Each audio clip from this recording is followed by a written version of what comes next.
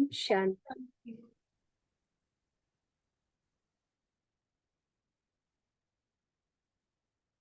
ओम शांति। जैसा कि हमने सुना, हम तो हैं एक आत्मा, तन में चमकते तारे हैं। तो बाबा जैसे ही हमें अपना बच्चा बनाते हैं, तो सबसे पहले हमारी वास्तविकता के साथ हमारा परिचय कराते हैं कि हम कौन हैं, और फिर उस वास्तविकता को पक्का करने के लिए बाबा ज्ञान रूपी खाद जो है रोज रोज हमारी बुद्धि में डालते हैं, ताकि बुद्धि स्वच्छ हो जाए और तीसरा नेत्र पूरा खुल जाए, और फिर हम अपने हर एक दुख से मुक्त हो सके। तो इसी श्रृंखला में हम मनन चिंतन कर रहे हैं।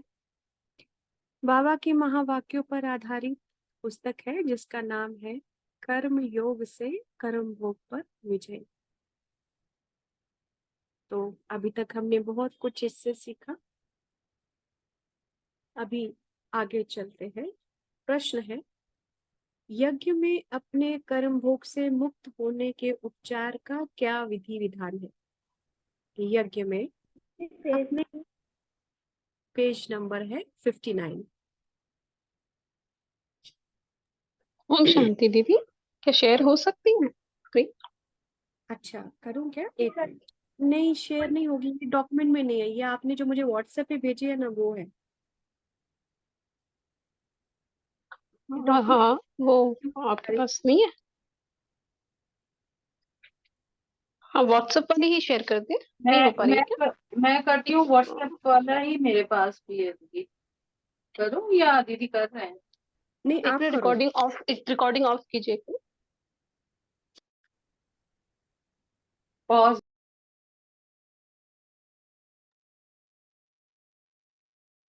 हाँ जी, तो हम मनन चिंतन जैसे कर रहे हैं, बाबा के महावाक्यों पर आधारित जो पुस्तक है कर्म योग से कर्म भोग पर विजय, जिसमें हमने बाबा से कर्म योग क्या है, कर्म भोग क्या है, कर्म संबंध क्या है, बहुत सारी गहन बातें बाबा की ज्ञान से सीखी। और इसी श्रृंखला में अभी आगे बढ़ते हैं। तो आज प्रश्न है, यज्ञ में अपने कर्म भोग से मुक्त होने का उपचार क्या है, या यज्ञ में अपने कर्म भोग से मुक्त होने के उपचार का विधि विधान क्या है? यज्ञ में अपने कर्म भोग से मुक्त होने के उपचार का क्या विधि विधान है? तो बाबा कहते हैं, वर्तमान जगत में कर्म भोग का आना स्वाभाविक है ना, क्योंकि इस समय हम तामसिक दुनिया में रह रहे हैं, इसलिए कर्म भोग का आना स्वाभाविक है, और उसके निदान के लिए उपचार करना भी स्वाभाविक और अति आवश्यक है। परंतु सब कुछ करने के बाद अंतिम मंजिल तो मृत्यु ही है, जो ज्ञानी अज्ञानी सबके लिए समान होती है। परंतु कर्म भोग के उपचार में हर आत्मा अपने उपलब्ध साधनों और स्थिति के अनुसार पुरुषार्थ करती है। जब कोई पुरुषार्थ नहीं करता था तो बाबा के पास समाचार जाते थे कि बाबा हम आत्माओं को इतना समझाते हैं लेकिन ये नहीं करते। सेंटर से कुछ कुछ शिकायतें बाबा के पास जाती होंगी, मुरलियों में है। तो बाबा बोलते थे, आप अपना पुरुषार्थ करो, ड्रामा अपने आप पुरुषार्थ कराता है ना, ड्रामा अपने आप पुरुषार्थ कराता। तो वही बात है यहाँ पर भी, कि हर आत्मा इस समय कर्म भोग से गुजरती है, तो कर्म भोग से बाहर निकलने के लिए वो उपचार भी करती है, जो ज्ञानी अज्ञानी सभी करते हैं। तो उपचार करने के बाद भी लेकिन सबकी मंजिल क्या है? मृत्यु ही है ना। ज्ञानी अज्ञानी सबके लिए मृत्यु समान होती है, परंतु कर्म भोग के उपचार में हर आत्मा अपने उपलब्ध साधनों और स्थिति के अनुसार पुरुषार्थ करती है। अर्थात कर्म भोग से मुक्त होने के लिए यथासंभव उपचार करती कराती है, उसके लिए यथाशक्ति खर्च करती है ना? हर आत्मा निकलना चाहती है कर्म भोग से, जैसे मान लो किसी को कैंसर हो गया, तो उसको पता है मृत्यु तो होनी है, लेकिन फिर भी वो डॉक्टर के पास जाएगा, उपचार कराने की कोशिश करेगा, है ना। करती है, हर आत्मा करती है। ये खर्च करने के लिए आत्मा जिस स्थान पर रहती है, जिस संगठन में रहती है, वह चाहे अपना लौकिक परिवार हो या ये अलौकिक परिवार अर्थात सेवा केंद्र या मधुबन हो, उसके द्वारा खर्च और साधन सुविधाएं अवश्य मिलती हैं। परंतु किसको कितनी साधन सुविधाएं मिलेंगी, ये एक विचारणीय विषय है ना। जहां पर भी जिस भी आत्मा को कर्म भोग आया, वहां पर वो उपचार कराने की कोशिश करेगी, लेकिन और उपचार के लिए उसको वहां पर कुछ ना कुछ स्थितियां, परिस्थितियां, वो सब कुछ ना कुछ उसको इलाज मिलेगा, लेकिन कितनी मिलेंगी, ये विचारणीय विषय है। हम जहां भी रहते हैं वे हमारी जॉइंट प्रॉपर्टी है, परंतु सत्यता ये है कि हमारी उसमें उतनी ही है जितनी हमने अपने सहयोग से जमा की है। बहुत बहुत गहन बात है ये। और शुरू शुरू में जब बाबा से काफी रूरिहान हम करते थे, बाबा में ही डूबे रहते थे, तो उस समय भी ये संकल्प जैसे बाबा से टच होते थे कि आप इस प्रकृति से उतना ही ले सकते हो जितना आपने उसमें कंट्रीब्यूट किया। अगर आपने कंट्रीब्यूट नहीं किया, अगर आपने नुकसान ज्यादा किया है, तो आपको मिलेगा भी नहीं। आपको पहले वो नुकसान भरना पड़ेगा, फिर उसके बाद आप लेने के लायक बनते हो, है ना। तो इसीलिए जहां पर भी हम रहते हैं वो हमारी जॉइंट प्रॉपर्टी है, परंतु सत्यता ये है कि हमारी उसमें उतनी ही है जितनी हमने अपने सहयोग से जमा की है, अर्थात उतनी ही हमको मिल सकती है, और किसी कर्म भोग के समय हमारे लिए उतनी ही खर्च की जा सकती है जितना हमने उसमें हमारा हिस्सा है, या कोई संगठन उतना ही खर्च कर सकता है जितनी उसके लिए हमारे शरीर की उपयोगिता है। देखो ये भी कर्मों का सिद्धांत। एक बार जब किसी का चिंतन हम सुन रहे थे, उसमें यह था कि किसी को, ये कोरोना की बात है, तो किसी को बीमारी हुई, है ना, तो वो डॉक्टर के पास गया, उधर उधर ऐसे करके, है ना, फिर घर के उपचार से ठीक हो गया। तो किसी ने प्रश्न पूछा, किसी बीके को ही, तो क्या आया उसमें कि उन आत्माओं के पास जहां जहां आप गए उनके साथ भी आपका हिसाब किताब था। किसी से कुछ लेना था, किससे कुछ, किससे कुछ, है ना, क्योंकि हम क्या पता पहले क्या क्या करके आए। तो ये इस समय क्या है, अब हिसाब किताब चुकतू हो रहे। तो इस प्रकार हमें जब कोई कर्म भोग आता है, हमें सहयोग कितना मिलेगा, चाहे वो स्थूल रूप में दवाइयों का हो या किसी इंसान से मदद मिलनी हो या कुछ भी हो, ये उतना ही मिलता है जितना हमने उसमें कंट्रीब्यूट किया। अगर कोई संगठन में रहता है, तो वो संगठन भी उतना ही खर्च कर सकता है जितनी उसके लिए हमारे शरीर की उपयोगिता है। जैसे अब बड़े बड़े जो बाबा के इस संगठन को चला रहे हैं ना, बड़ी जो आत्माएं जिनके आधार से जो है चल रहा है यज्ञ, तो उनके ऊपर तो डेफिनेटली बहुत कुछ खर्च कर देगा संगठन।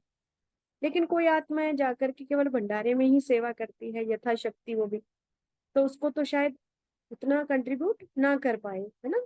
क्यों, उतना ही खर्च मिलेगा जितना उसकी शरीर के लिए उपयोगिता है। जितनी उसके शरीर की उस संगठन के लिए उपयोगिता है, उतना ही संगठन उस पर खर्च करेगा। ये विश्व नाटक का अनादि अविनाशी विधि विधान है। इसके लिए किसी को किसी भी रूप में दोषी नहीं ठहराया जा सकता है। देखो, जैसे जैसे हम जीवन में इस ज्ञान को लेकर के बढ़ते जाते हैं, हमें कर्म सिद्धांत आगे पीछे एकदम बिल्कुल सटीक न्याय करता हुआ दिखता है। मेरा बहुत गहन अनुभूतियां हैं इस तरह की। ये जो घर मैंने बनाया, मना बाबा ने मुझसे बनवाया, इस घर में ज्ञान और तपस्या शुरू हो गई सारा। लेकिन घर के लोग चाहते थे कि ये घर में ज्ञान व्यान कुछ नहीं, बस हमारे परिवार के लोग आए, उन वो खाएं पिए रहे और ऐसा करके मना लौकिक तरीके से, जैसे ये हमारी संपत्ति है, हाँ, हमारे इस तरह से, ये हमारी डॉटर इन लॉ है, इसलिए ये हमारी संपत्ति। तो क्योंकि मैं ज्ञान में चलती थी, मुझे ये चीज इतनी ज्यादा नहीं लगी कि बाकी आए जाए भले, लेकिन यहाँ पर ज्ञान तपस्या होनी चाहिए, क्योंकि ये मुझे भगवान की तरफ से गिफ्ट मिला। तो अल्टीमेटली बाकियों को नहीं सही लगा, तो मैंने यहाँ से चली गई, मैं छोड़ करके मैं दिल्ली शिफ्ट हो गई। मुझे तो उस तरीके से रहना, और अल्टीमेटली बाबा वापस ले आए फिर से इधर, नहीं तो मैं पूरा डिसाइड करके गई थी कि अब मैं वापस नहीं आऊंगी। बच्चों को वापस ये लाना चाहिए तो ले आए, लेकिन मैं वापस नहीं आऊंगी। तो क्योंकि इस जगह पर मैंने कंट्रीब्यूट किया था, मेरा कर्मा था इधर, मैंने एनर्जी दी है। देखो एक बहुत अच्छा बाबा का सॉन्ग भी बना, भाग्य को तुमसे कोई नहीं छीन सकता, जो तुम्हारे भाग्य में है। वो ना सुरेश वाडकर ने जिन्हें गाया है वो गाना, मुझे अभी उसके पूरे शब्द याद नहीं। माना उसका मीनिंग यही होता है कि जितना तुमने कमाया है वो तुमसे कोई नहीं छीन सकता। और उसी का ही फल है कि अगर किसी के घर में कोई बीमार बच्चा पैदा होता है, या कोई बच्चा मंद बुद्धि पैदा होता है और उस पर खर्च करना पड़ता है माँ बाप को, तो क्यों? क्योंकि उन आत्माओं ने उस आत्मा को किसी ना किसी तरह से मेंटली डिस्टर्ब किया है। अब वो हिसाब किताब लेने आई है, किसी न किसी संपत्ति में या कहीं पर किसी वजह से, पक्षपात करने की वजह से उस आत्मा को ऐसी प्रताड़ना हुई कि शरीर छूट गया। अब वो उन्हीं व्याधियों के साथ, मानसिक कमजोरियों के साथ फिर से उसी घर में जन्म लेती। तो ये सब कर्मा का विधि विधान है, तभी कि ये विश्व नाटक का आदि अनादि अविनाशी विधि विधान है। इसके लिए किसी को भी किसी रूप में दोषी नहीं ठहराया जा सकता ना। यदि हम संगठन की सारी संपत्ति पर अपना अधिकार समझते हैं, या अपने को सारी संपत्ति में समान हिस्सेदार समझते हैं, तो ये हमारी भूल है, जो हमारे दुख का कारण बन सकती है। हम्म अर्थात हमारे कर्म भोग की वेदना को बढ़ा सकती है, क्योंकि ये हमारी पैतृक संपत्ति नहीं है कि हमारे माँ बाप ने हमें दी है, जिसके हम समान हिस्सेदार हैं। ये तो हमारा जमा का खाता है, उसमें जितना जमा किया है उतना ही मिले, जितना जमा किया है उतना ही मिले। तो यज्ञ में कैसे कर्म भोग को चुकतू करें, ये क्लियर करना कि कितनी कितना आपको मिलेगा, कितनी आप जो है यज्ञ आप पर खर्च करेगा, उसके लिए अपने कर्म भोग से मुक्त होने का सबसे सफल उपचार यही है कि हम इस विश्व नाटक को यथार्थ रीति समझें, उसके विधि विधानों को समझकर देह और देह की दुनिया को भूल अपने आत्मिक स्वरूप में स्थित होने का सफल अभ्यास करें। है ना, कर्म भोग से मुक्त होने के लिए क्या करना है हमें, कि हम इसको समझे, कर्मों के सिद्धांत को समझे, इसके विधि विधान को समझे, और खुद को आत्मा समझे, जिससे देह की दुनिया को भूल अपने आत्मिक स्वरूप में स्थित होने का सफल अभ्यास करे। हाँ? जो कर्म योग है, ये कर्म योग हमको सहज कर्म भोग से मुक्त करे और समय पर सहज देह का त्याग करने में सहयोगी बनेंगे। कर्मयोग हमें कर्म भोग से मुक्त करेगा, क्योंकि हमें वेदना कम होगी, है ना, दुख कम लगेगा, और समय पर सहज देह का त्याग करने में सहयोगी बनेंगे, अर्थात हमको मृत्यु पर भी विजय प्राप्त कराएगा।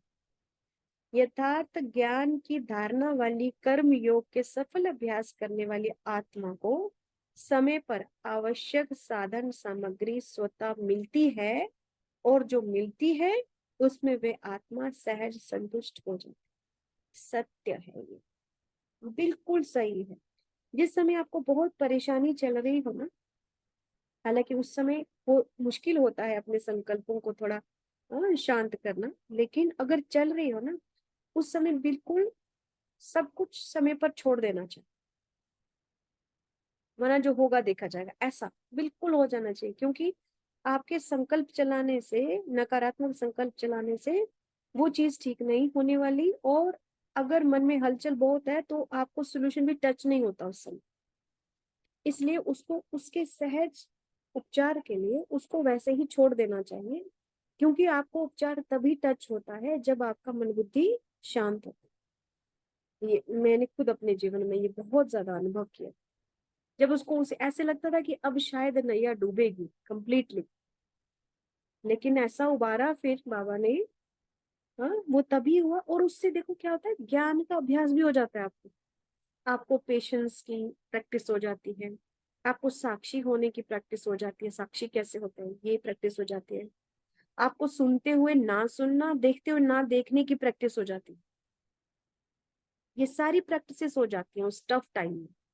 तो इसीलिए देखो बाबा ही बोलते हैं जो कठिनाई है ना वो वास्तव में आत्मा की एक्सरसाइज है। आत्मा को व्यायाम कराने के लिए आई है। किसका व्यायाम? गुणों पर कितना टिक सकते हैं, है ना। इसीलिए तो इस प्रकार जो भी आत्मा को कर्म भोग आता है उस समय उसको समय पर आवश्यक साधन सामग्री स्वतः मिलती है, और जो मिलती है उसमें आत्मा सहज संतुष्ट हो जाती है। अपने को आत्मा समझकर एक बाप को याद करो तो इस योग अग्नि से विकर्म विनाश होंगे। हम आत्मा है, इस शरीर द्वारा पाठ बजाते हैं, ये पक्का अभ्यास चाहिए। साकार बाबा ने कहा था ये, हाँ, 12/9/2005 के रिवाइज कोर्स के यहाँ वाक्य है कि अपने आप को आत्मा समझकर एक बाप को याद करो तो योग अग्नि से विकर्म विनाश होंगे। हम आत्मा है, इस शरीर द्वारा पाठ बजाते हैं, ये पक्का अभ्यास चाहिए। कर्मातीत कर्म भोग के वश न होकर मालिक बन कर्म भोग को चुप्त करना। कर्म भोग के वश न होकर मालिक बन कर्म भोग को चुप्त करना, कर्म योगी बन कर्म भोग चुप्त करना। कर्मातीत क्या होता है? कर्म भोग के वश में नहीं होना और मालिक बनकर कर्म भोग को चुप्त करना, कर्म योगी बनकर कर्म भोग को चुप्त करना। कर्मातीत स्थिति वाला अर्थात कर्मों का प्रभाव आत्मा पर ना पड़े। कर्मातीत स्थिति वाला देह के मालिक होने के कारण कर्म भोग होते हुए भी न्यारा बनने का अभ्यासी होने के कारण बीच बीच में अशरीरी स्थिति का अनुभव बीमारी से परे कर देते हैं। कर्मातीत स्थिति वाला देह के मालिक होने के कारण कर्म भोग होते हुए भी न्यारा बनने का अभ्यासी होने के कारण बीच बीच में अशरीरी स्थिति का अनुभव बीमारी से परे कर देता है। बीच बीच में ये अशरीरीपन का रूहानी इंजेक्शन लग जाए।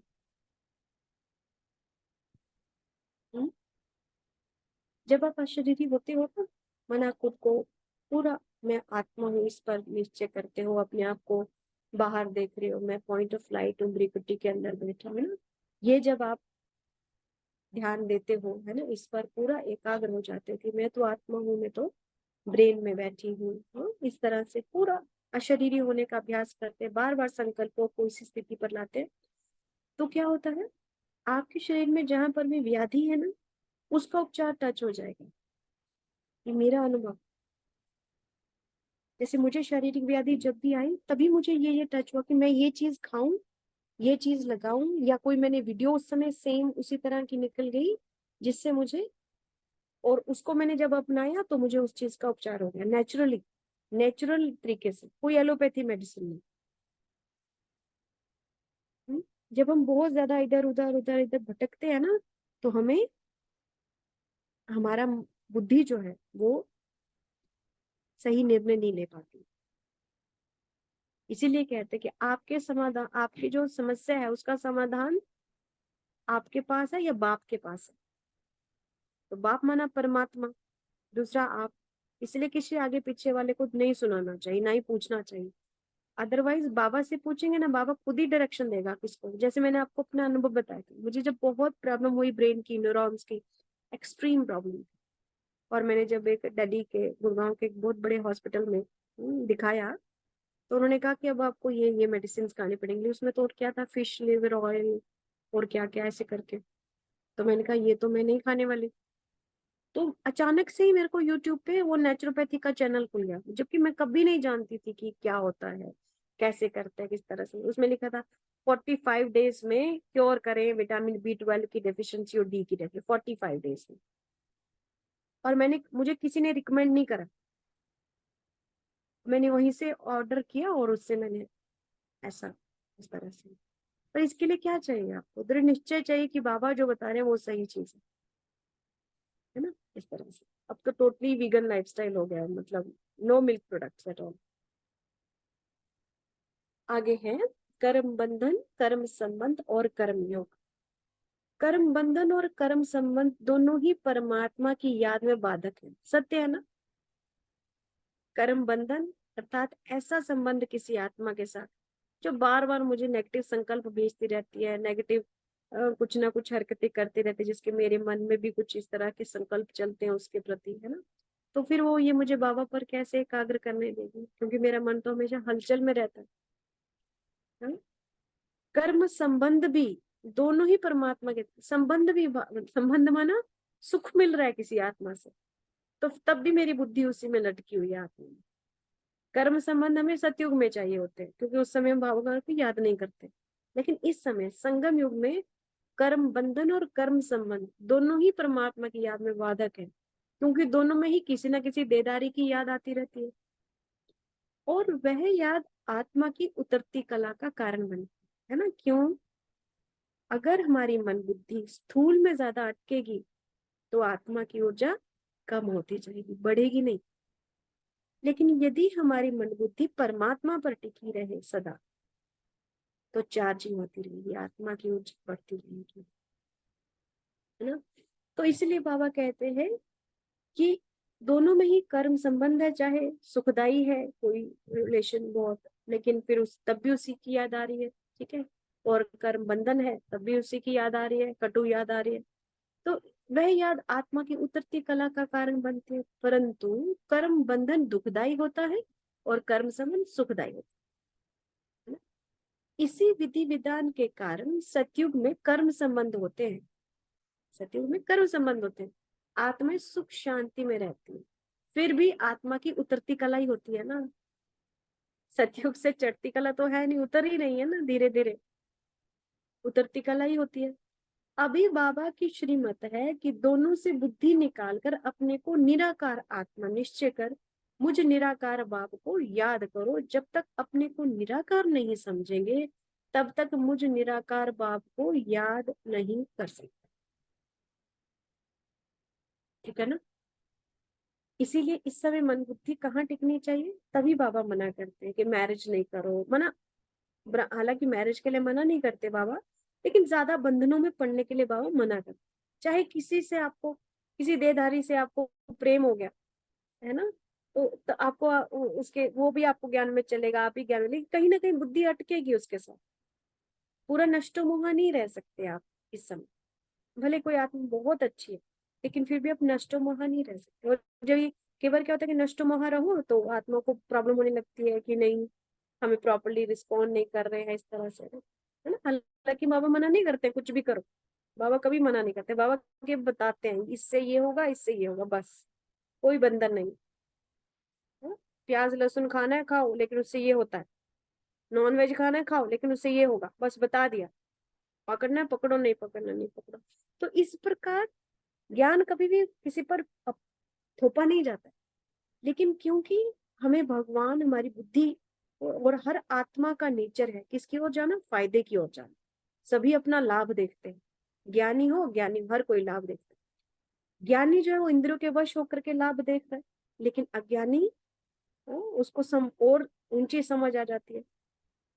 तो इसलिए वो आत्मा जो है वो आत्मिक स्थिति में स्थित होने का आत्मा का लाभ किसमें, तो इस समय आत्मा का लाभ किसमें है, ईश्वर को याद करना और सबसे न्यारा और प्यारा रहे। ये नहीं कि वैरागी हो जाना, नहीं, न्यारा और प्यारा रहे, है ना, सबको सोल कॉन्शियस होकर के देखना। तो इसलिए बाबा क्या कहते हैं कि सबसे बुद्धि निकाल अपने आप को निराकार आत्मा निश्चय करो और मुझ बाप को याद करो। जब तक अपने आप को निराकार नहीं समझेंगे तब तक मुझ निराकार बाप को याद नहीं कर सकते। कर्म बंधन से मुक्त होने में भी कर्म योग सहयोगी बनता है ना, किसी कर्म बंधन से मुक्त होना हो तब भी कर्म योग सहयोगी बनता। कैसे?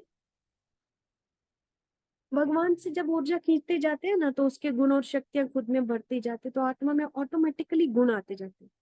तो यदि कोई आत्मा हमारे सामने विकार के वश भी आए, क्रोध से भरी हुई है, किसी भी, है ना, किसी से, तो वो ठंडी हो जाएगी हमारे सामने।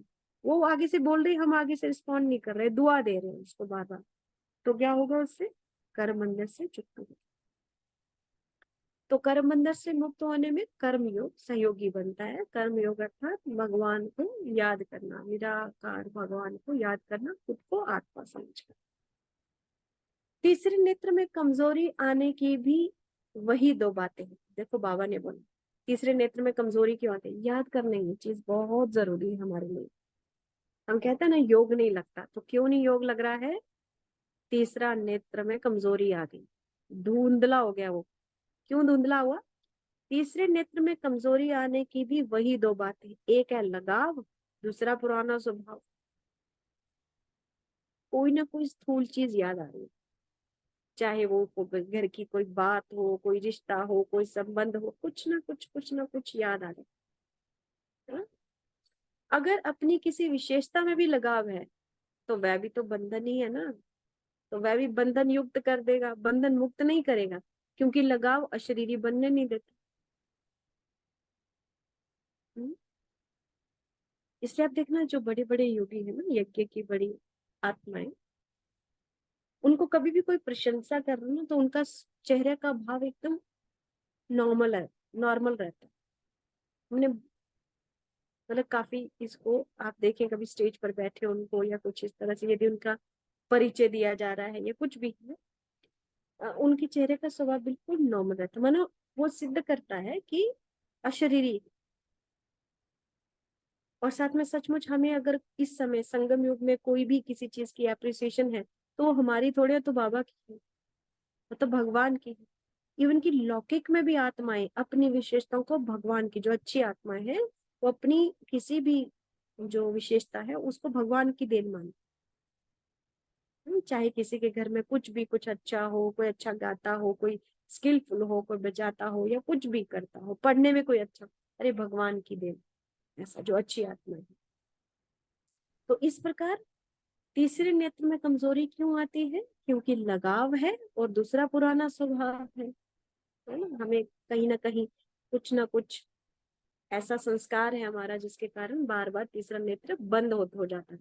देखो अदरवाइज बाबा जन्मते ही दिव्य बुद्धि का वरदान सभी बच्चों को देते हैं। अगर किसी विशेषता में लगाव है तो वह भी बंधन युक्त कर देगा, बंधन मुक्त नहीं करेगा, क्योंकि लगाव अशरीरी बनने नहीं देता। आगे बाबा कहते हैं अनेक संकल्पों की समाप्ति होकर एक शुद्ध संकल्प रह जाए। इस स्थिति का अनुभव कर रही हो, इस स्थिति को ही शक्तिशाली सर्व कर्म बंधनों से न्यारी और अति प्यारी स्थिति कहा जाए। सारे संकल्प समाप्त हो गए, एक ही संकल्प रहे। जब एक ही संकल्प रहता है ना तभी हम बाबा से जुड़ पाते हैं, क्योंकि परमात्मा बिल्कुल शांत है, कोई संकल्प नहीं उसमें। तो यदि मेरे संकल्प बहुत ज्यादा चल रहे हैं तो मन बुद्धि स्थिर नहीं होगी। वैसे भी एकाग्रता का क्या मतलब है, एक ही चीज पर मन बुद्धि को टिकाना, ये है एकाग्रता। तो जितनी मेरी एकाग्रता होगी उतना ही मैं भगवान से ऊर्जा खींच पाऊंगी, वरना मैं भगवान से ऊर्जा नहीं खींच सकती, परम धाम से ऊर्जा नहीं खींच सकती। ज्ञान में आने के बाद व्हाट इज कंसंट्रेशन ये समझ आता। Mind and intellect when they are together on one point, इसी की प्रैक्टिस के लिए अष्टांग योगा में त्राटक करवाते। वो यही कहते कि लौ को देखो, अपने मन को लौ की ओर लेके आओ, दृष्टि भी लौ पर है और मन को भी इधर लाओ। मन जो भटक रहा है इधर उधर उसको भी एकाग्र करो, दृष्टि को भी एकाग्र करो, उसको त्राटक क्रिया करो। इससे भी कंसंट्रेशन बढ़ती, स्थिरता बढ़ती। अभी क्या होता है, मन इधर है उधर है उधर है उधर है। तो इसीलिए बाबा ने कहा बहुत सारे संकल्प। और ये कब होता है, एकाग्रता कब बढ़ सकती है, जितना जितना शुद्धिकरण बढ़ता जाएगा। जो शुद्ध आत्मा होती है वो एकाग्र होती है। जिस आत्मा में व्यर्थ नकारात्मक बहुत चलता है वो एकाग्र नहीं हो सकती। आज यही कारण है एंजाइटी का, स्ट्रेस का, डिप्रेशन का,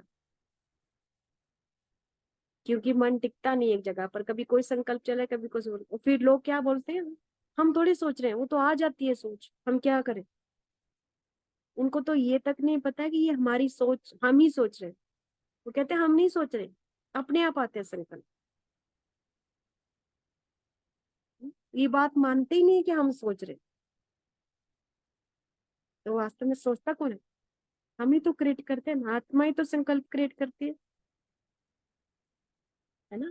कैसे पता चले हम ही क्रिएट करते हैं? आप भी शिफ्ट कर सकते हो कहीं से भी। आज अभी एक विषय पर सोच रहे हैं, आपको दूसरा विषय दे दिया जाए, उस पर आप सोच सकते हो, तो शिफ्ट हुए ना। तो आप ही शिफ्ट हुए, मन थोड़े शिफ्ट हुए, आपने मन को शिफ्ट किया,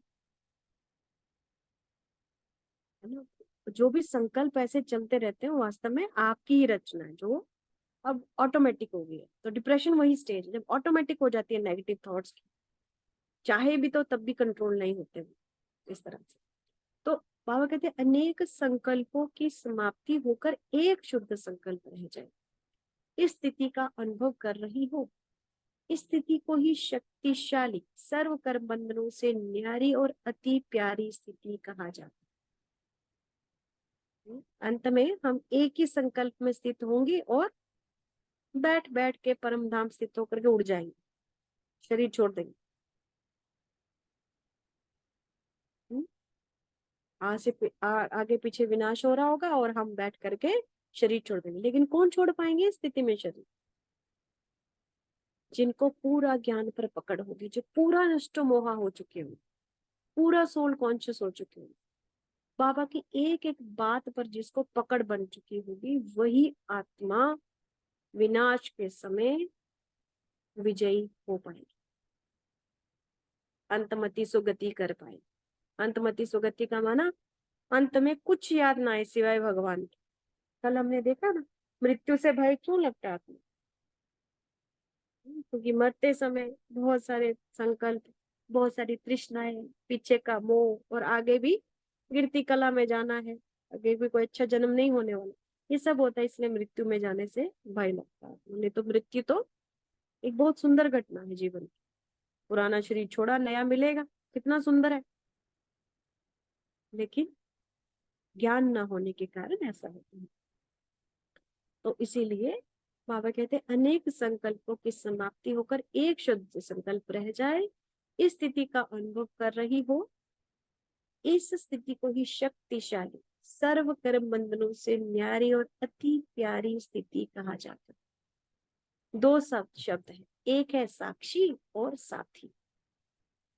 एक तो साथी सदैव साथ रखो, दूसरा साक्षी बनकर हर कर्म। कितने, अगर इसको अभी अभी देखो, कितना कितना आनंद आता है अभी अभी इसका चिंतन करते हो। फिर हम जब कर्म में जाते हैं तो थोड़ा विस्मृति इसकी हो जाती है, तो भारीपन आता है। लेकिन सही मैंने अगर हम हर कर्म करते, साथ ही भगवान और मैं आत्मा साक्षी हो करके हाथों से कर्म कर रही हूँ, ये मेरा शरीर है, हाँ, और मैं इससे कर्म इंद्रियों से कर्म कर, बैठी मैं भ्रिकुटी में हूँ, अभी शरीर छूटा तो मैं बाहर, ऐसे, है ना। तो एक तो साथी और दूसरा साक्षी, ये दो शब्द प्रैक्टिस में लाओ, तो ये बंधन मुक्त की अवस्था बहुत जल्दी बन सकती है। कहीं पर भी जाना है ना, वहां पर भी साक्षी हो जाना है, मैं आत्मा हूँ, ये भी आत्मा। देखो शुरू शुरू में बाबा ने ये अभ्यास कराया, कुछ ऐसी घटनाएं होती थी जहां पर बहुत बहुत देभान वाली आत्माएं थी, हाँ, और उनमें मुझे बैठना पड़ता था, क्योंकि युगल ने शरीर छोड़ा था। इस सामाजिक रिचुअल्स बहुत होते हैं जिनका कोई मीनिंग नहीं है, लेकिन उस समय आप सबके अगेंस्ट नहीं बोल सकते, उसका एक बहुत बड़ा इश्यू बन जाता है समाज में। तो बैठना होता था, उन आत्माओं के साथ बैठना पड़ता था।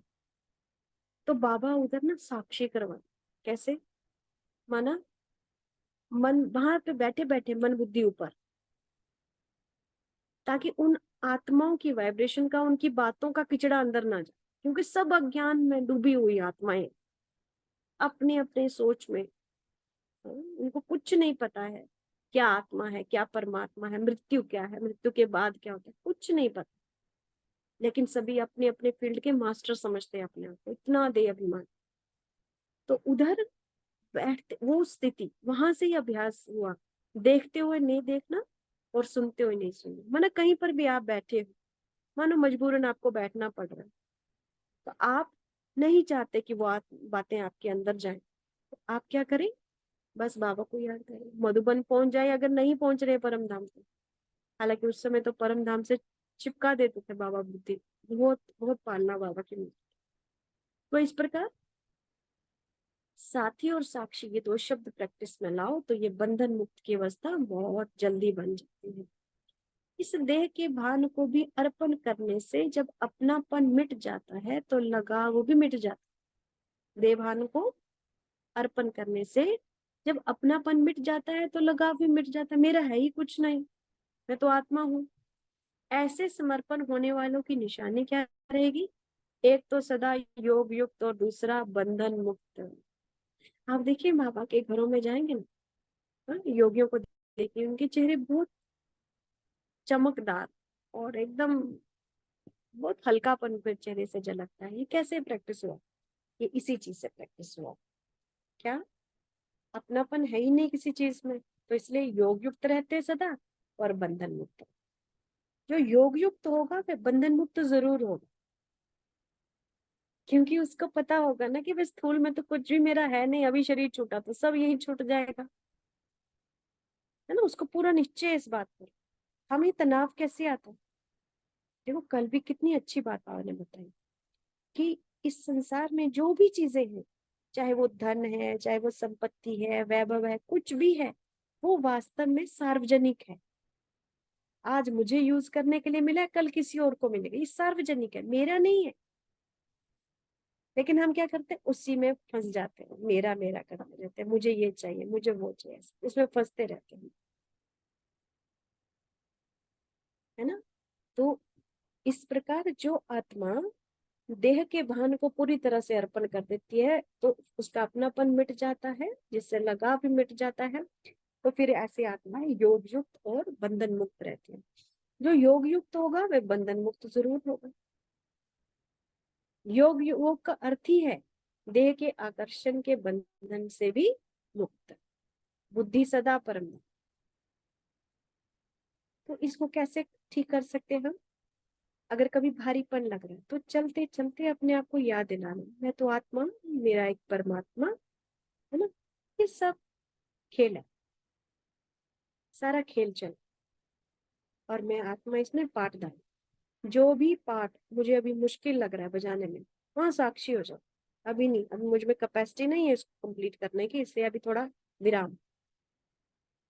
मुझ में पहले ही बहुत संस्कार था, मुझे कभी कोई चैलेंज देता था ना, मैं उसको चैलेंज को मान के पूरा करती।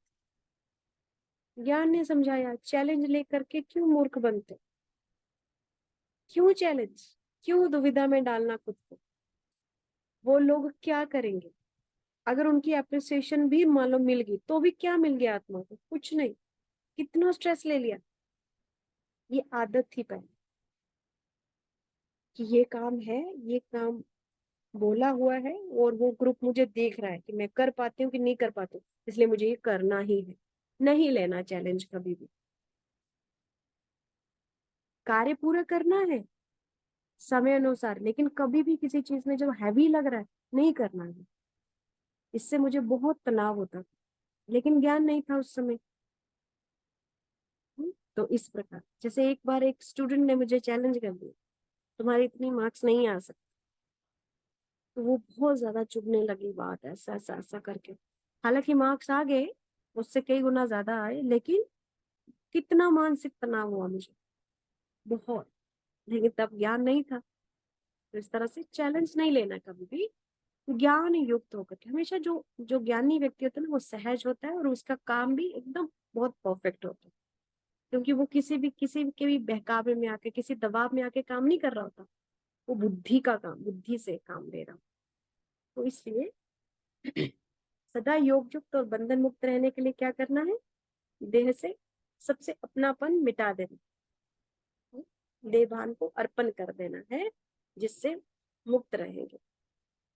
तो योग युक्त अर्थ ही है सब आकर्षण से, देह के सारे आकर्षण, पद मान पोजीशन, कोई भी स्थूल चीज, पहनना लगाना खाना, सबसे मुक्त।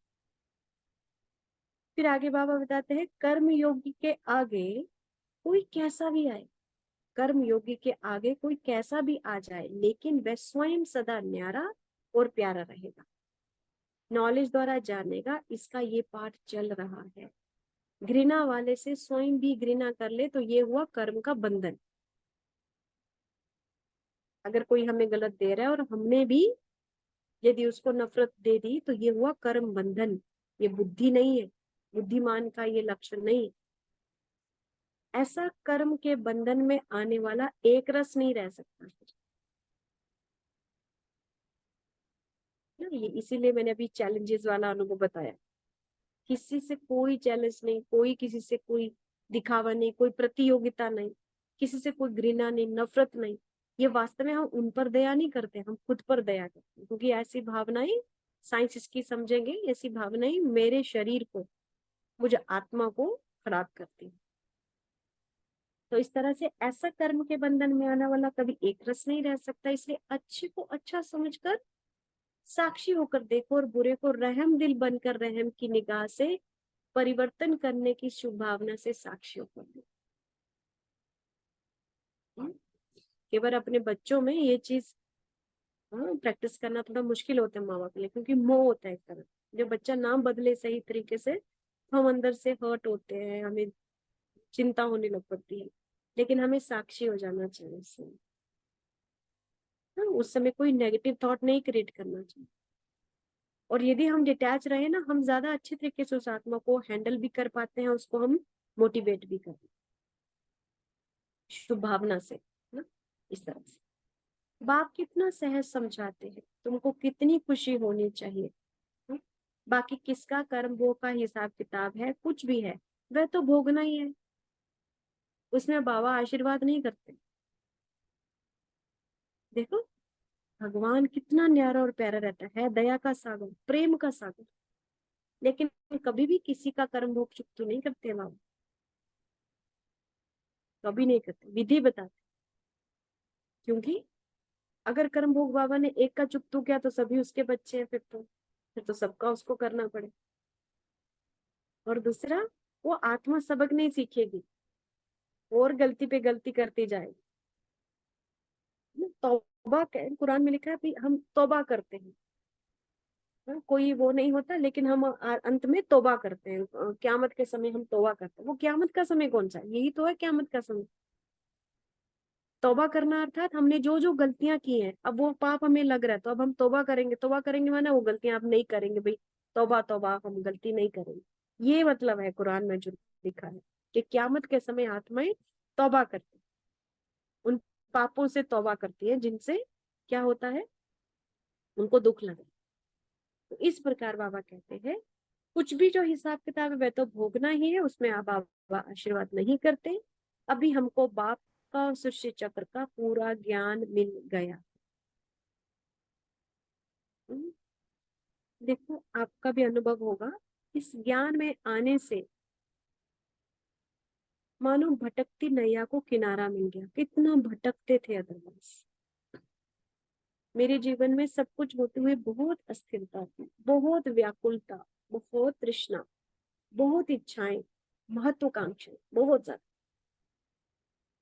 लेकिन भगवान के साथ जुड़ने से जैसे जैसे उत्तर मिलने लगे अपने संकल्पों के, अपने प्रश्नों के, तो ठहराव वो आना शुरू हो। तो इस प्रकार बाबा कहते हैं कोई भी भोगना, उसको भोगना पड़ेगा, भगवान उसमें कोई आशीर्वाद नहीं करेंगे। लेकिन हाँ, ज्ञान और बाबा को ध्यान लगाने से वो कर्म वो चुक्त होते जाए। मेरा मन नहीं लगता, मेरा योग नहीं लगता, मेरी बुद्धि एकाग्र नहीं होती, ये मेरा शब्द हलचल पैदा करता है। मेरा है कहाँ? मेरापन मिटाना ही सर्व बंधन से मुक्त बनना। ये समझना है।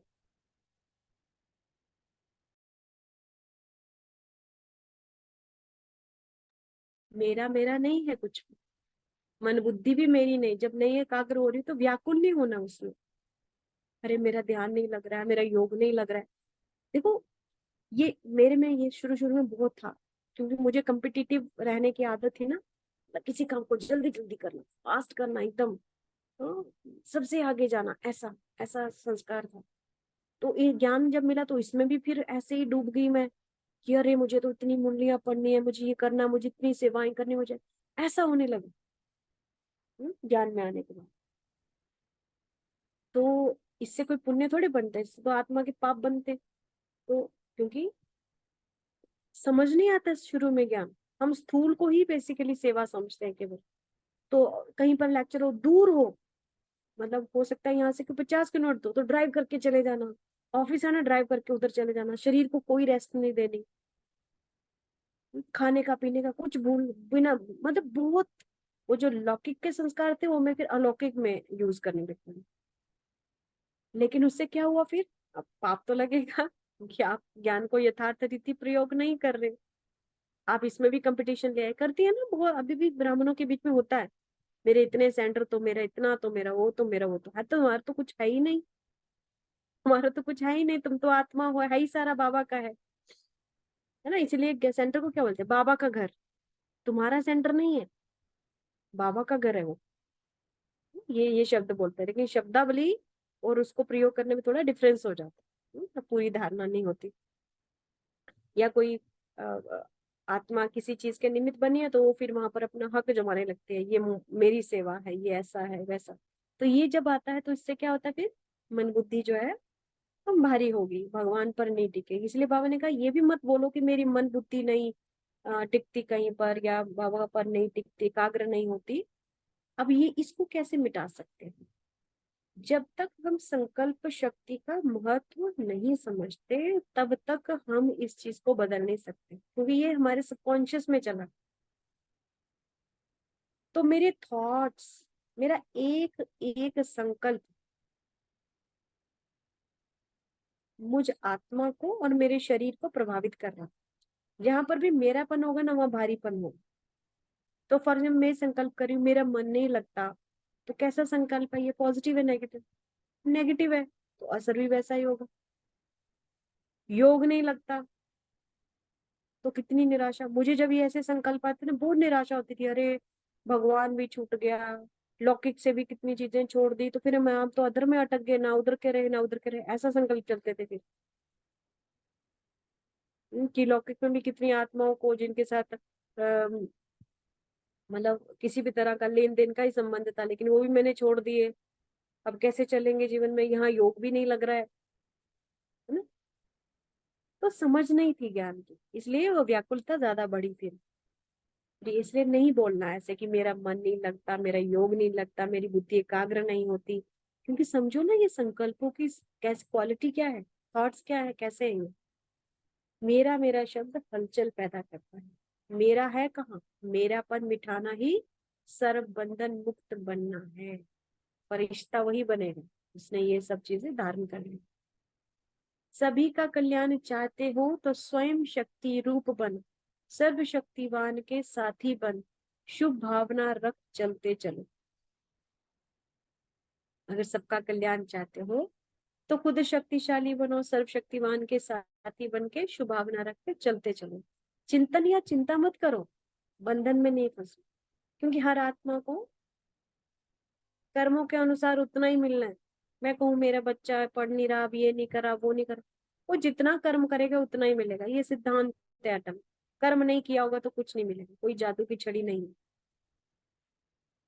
अगर बंधन है तो उसको काटने का तरीका है याद,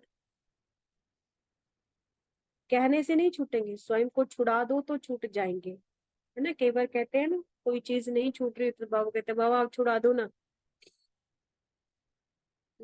तो बाबा क्या कहते हैं, छोड़ो तो छूटो। बाबा मदद नहीं करते, बाबा बोलते छोड़ो तो छूटो। बोलते हैं ना मुरली में कई बार कि खुद ही छोड़ो तो छूट जाएंगे, छोड़ नहीं रहे हो तो इसलिए छूट नहीं रहा है। इस तरह से संगम युग का ही सर्वश्रेष्ठ कर्म है ना, संगम युग का ही सर्वश्रेष्ठ कर्म है ना। ये श्रेष्ठ कर्म ही हीरे की डाली है। चाहे संगम युगी कैसा भी श्रेष्ठ कर्म हो, लेकिन श्रेष्ठ कर्म के भी बंधन में फंस गया, जिसको दूसरे शब्दों में आप सोने की जंजीर कहते हैं, है ना। संगम युग पर जो भगवान ने कहा वो सब आपने किया, बहुत सारी सेवाएं की आपने, सेंटर्स बहुत बनाए, सब कुछ, लेकिन अब आप उसी में मेरा मेरा मेरा करके फंस गए, तो इसको क्या कहेंगे, सोने की जंजीर। श्रेष्ठ कर्म में भी हद की कामना, ये सोने की जंजीर है। चाहे डाली हीरे की है, जंजीर सोने की है, लेकिन बंधन तो बंधन है ना, फरिश्ता तो नहीं बनेगी ऐसे आपको,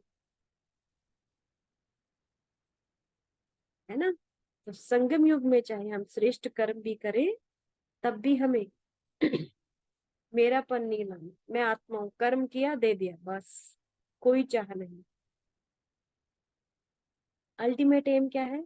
मेरी मन बुद्धि सदा परमात्मा पर एकाग्र रहे। मुझे कोई भी, चाहे मैंने कितने भी श्रेष्ठ कर्म किए हो, वो कर्म भी याद ना आए मुझे, वो आत्मा भी याद ना आए जिनके साथ मैंने पुण्य किया है, उनसे मुझे कुछ मिल रहा है ये भी याद ना आए।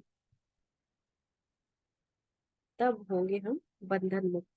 क्योंकि बंधन मुक्त क्यों होना है? अंतमति सुगति ऐसी आत्मा ही कर पाएंगी जो सब बंधनों से उपरांत हो। ठीक है, आज यहीं तक रखते हैं, बैठेंगे अभी 2 मिनट, मन बुद्धि को एकाग्र करेंगे अपने मूल स्वरूप पर।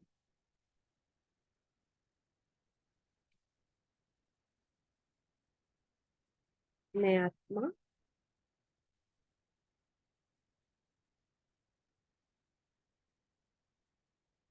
भ्रिकुटी के मध्य विराजमान एक चेतन शक्ति हूँ।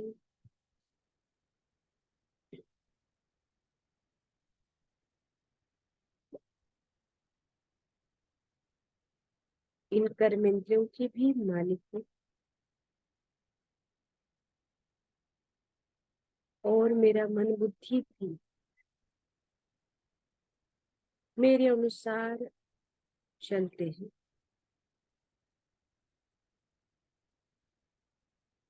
अब मैं आत्मा स्वयं को देख रही हूँ परम धाम में, भगवान के बिल्कुल समीप।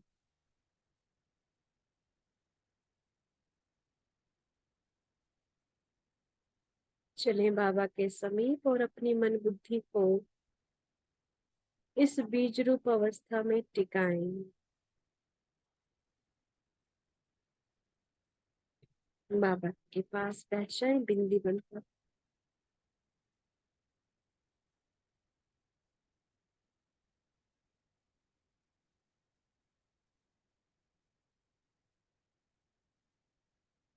बाबा से पवित्र कहने,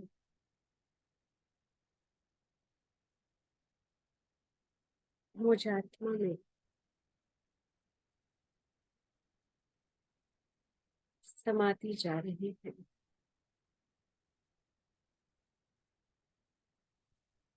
मैं आत्मा हर बंधन से मुक्त होती जा रही हूँ।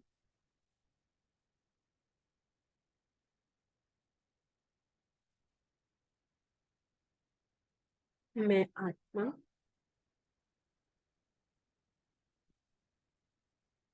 परमात्मा की याद में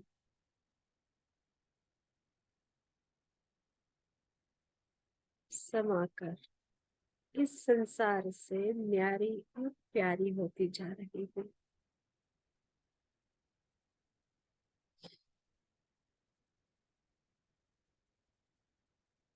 मेरा वास्तविक ध्येय है अंतमति सोगति करना। उसके लिए मुझे संसार में रहते संसार की हर चीज से न्यारा और प्यारा होना है। क्योंकि इस संसार की हर चीज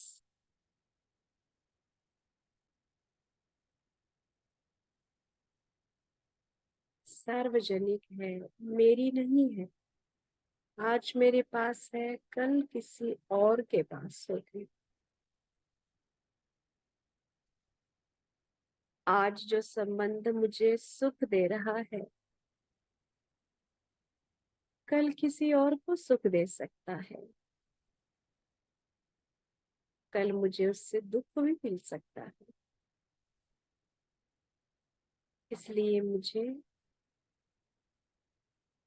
ना कर्म बंधन में फंसना है और ना कर्म संबंध में फंसना है।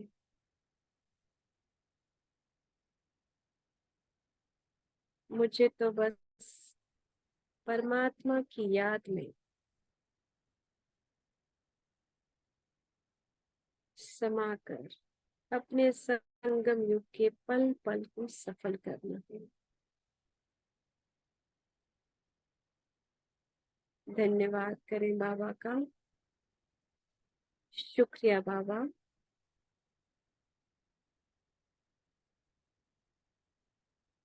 आपने इस दुखदाई दुनिया में सुख के स्रोत का पता बता दिया।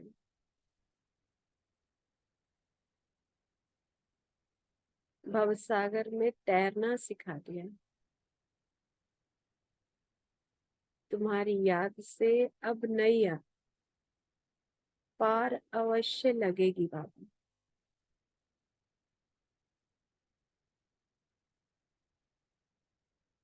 बहुत बहुत शुक्रिया आपका। धन्यवाद। ओम शांति।